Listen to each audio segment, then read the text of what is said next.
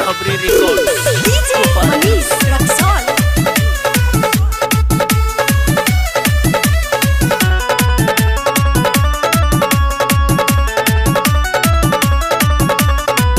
पिछले महीना में भइल हमार शादी, लागता भतार नतिया जियते मुआदी।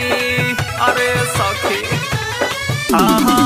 पिछले महीना में भइल हमार शादी, लागता भतार हमर जियते मुआदी। नैहर के खाती सब साधा दी,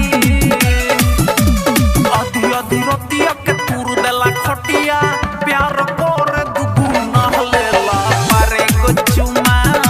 भतार सखी मिलल नमूना, आधी आधी रतिया के तूर देला खटिया, प्यार पर दुगुना लेला मारे गो चुमा।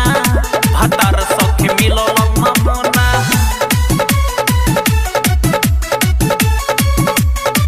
खबरी रिकॉर्ड्स गोपालगंज। डीजे मनीष रक्सौल। गिनती करत जाला 4 5 6 कहेला कि रानी हो आवत नीलव गिनती करत जाला 4 5 6 कहेला कि रानी हो आवत नीलव गोड़ावा में गोड़ावा फंसा दी, आधी आधी रतिया के तूर देला खटिया,